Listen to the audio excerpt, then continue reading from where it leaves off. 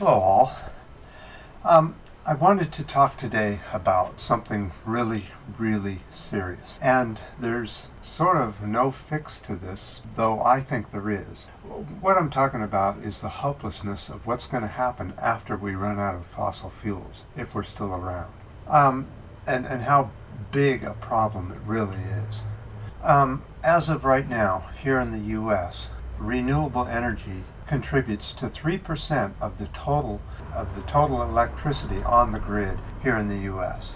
But let me go over to the board and show you why this is sort of not really true, calling this renewable energy. And let me show you why at present we have very little renewable energy. Really renewable. Let me show you.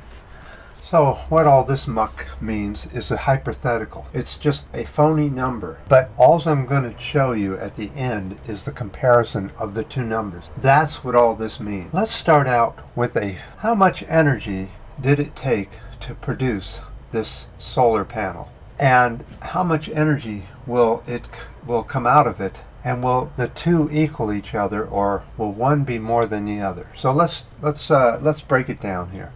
Okay, you got the mining of raw materials. That took 3 Gs to mine everything. You know, the trucks running up the mine, the shovels shoveling, the dynamiting, and the making of the dynamite, and all that equals 3 G per panel.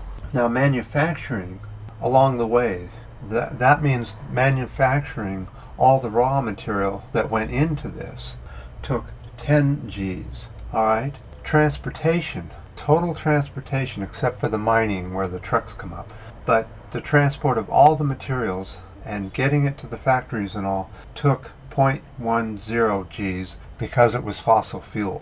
All right, just remember that, 0.10 Gs because of it was fossil fuel. So not much. Installation cost was 0.10 Gs. Okay, so that's running the drills. Maybe they have a machine that does something. It's not much. All right, here's where the big picture comes in. The total output of this thing over its lifespan will only be 0.003 Gs. In other words, look at all the Gs you're using up to make this panel, and then this panel will only bring this much in. Now this is hypothetical. As I said, it's something like that. I didn't go down and look at all the numbers and try and confuse you. I wanted to make this simple so that people can understand this easy enough.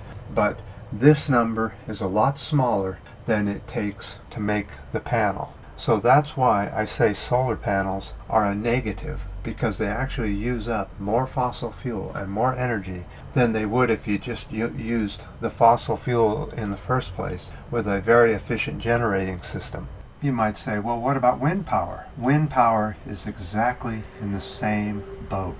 It takes more energy to make a windmill than it'll ever see what I mean? So what you need is something that will run for virtually ever to catch up to fossil fuel. But you definitely have to have fossil fuel in the mix to make the steel and those type of components that need lots of heat and lots of power to make the heat. So they use up far more energy than whatever the material was made into will put out. How about electric cars? Same exact situation. Every car that's on the road takes more energy to make the car than it will ever use in its lifetime. Isn't that something? So we have to think, let me just show you another idea.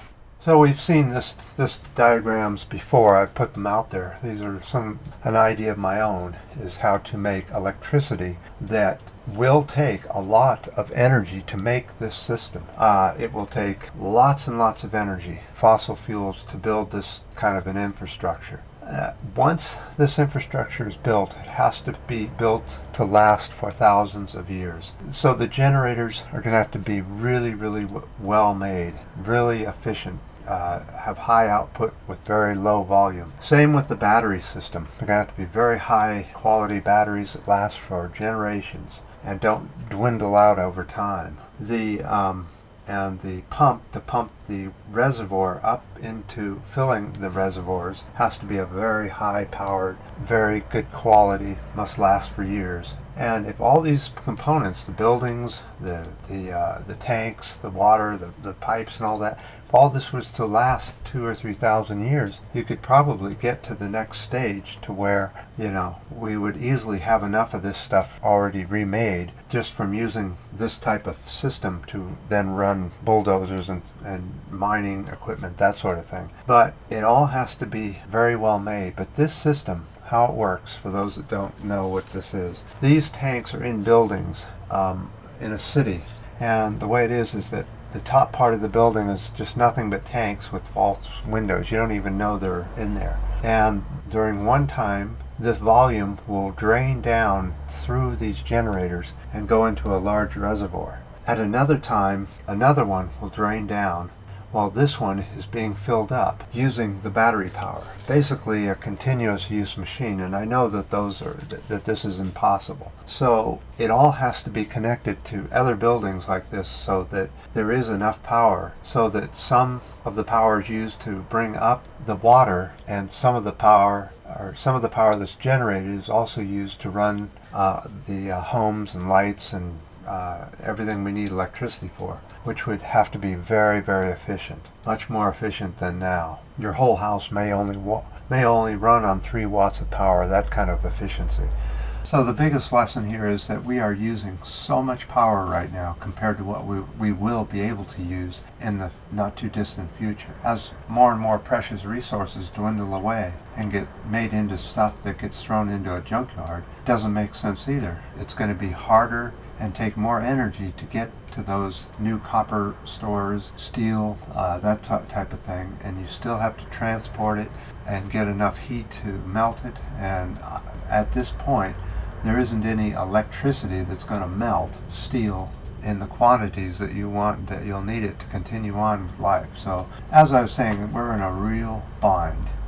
Part of the equation has to be rainwater, of course. I don't think we could just make it all on our own. I think you'd have to have another source to power up some of the missing power, and that would be a reservoir that's filled by rainwater, either off the roofs or off the streets, off the roofs, maybe some more collection points in a very wet area.